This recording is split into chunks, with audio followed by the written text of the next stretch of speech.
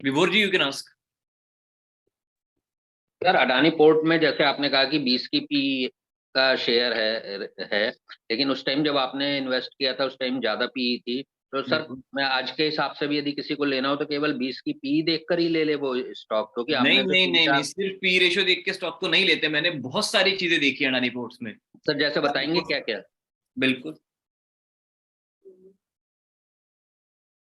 देखो, एक तो पी रेशियो ठीक है, ROC at least 11%, return on equity at least 14% है।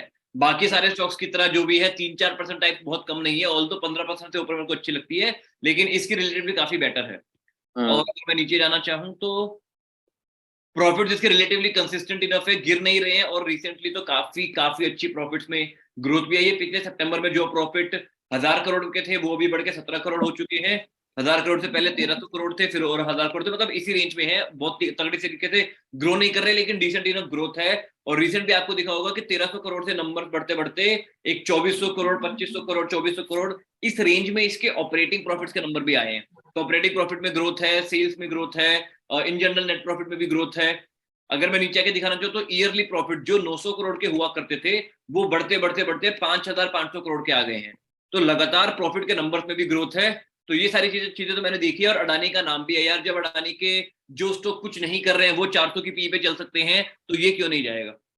तो वो ओवर वैल्यूड थे, मैंने उनमें इन्वेस्ट नहीं किया है, लेकिन इस उम्मीद में एक हल्का सा 1% गैम्बलिंग भी कि ये स्टॉक इवेंचुअली ऊपर जाएगा, क्योंकि अडानी को स्टॉक मैनिपुलेट करना आता है काफी अच्छे से, और फंडामेंटली भी अच्छी कंपनी है। तो मेरे को अगर गैम्बल वाली बेट भी लेनी है तो भी मैं फंडामेंटली बहुत ही अच्छी कंपनी में लूंगा, रेदर देन कोई भी रैंडम कंपनी में।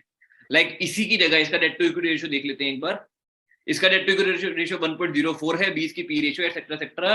इसी की जगह अगर मैं अडानी टोटल गैस देखना चाहूँ, टोटल गैस या एंटरप्राइज या कोई भी, तो 400 का पी रेशियो है स्टिल। इतना गिरने के बाद भी 4000 से अगेन 1500 ये भी आ गया है, अभी भी 400 का पी रेशियो है। तो मैं ऐसे स्टॉक में बेट नहीं लूंगा। ठीक है। लेकिन सर इसकी आरओसी और debt debt to equity ratio बहुत अच्छा है। हाँ, लेकिन पी रेशियो जस्टिफाई नहीं करता। 400 का पी रेशियो कोई भी वैल्यू जस्टिफाई नहीं करती है।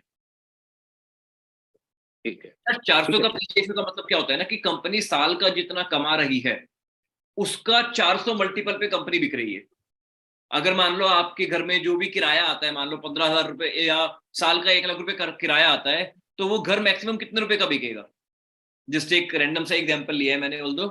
लेकिन आप समझ पा रहे हैं कि अगर गुड़गांव में कहीं भी हम्म। आपका फ्लैट है, कुछ भी है, तो किराए वराए किस तरीके से कैलकुलेट होते हैं? फ्लैट की वैल्यू के 2-3% साल का आना चाहिए किराया, राइट? हम्म। फिर भी, तो अगर वही बोले कि वो किराया 2-3% नहीं, सिर्फ आधा परसेंट आएगा या सिर्फ 0.25% आएगा, तो आप उसमें इन्वेस्ट करोगे? नहीं। बोलोगे भाई किराए से ही मेरे घर की वैल्यू निकलने में 400-500 साल लग जाएंगे।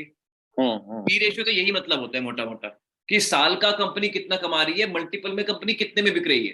क्योंकि आप अगर इन नंबर्स को मल्टीप्लाई करोगे, जो साल की वैल्यू है ये 400, बेसिकली, हाँ, 485 मल्टीप्लाई बाय जब आप ये 368 करोगे, तो ये फिगर आप हमारी निकल के आ जाएगी। ठीक है।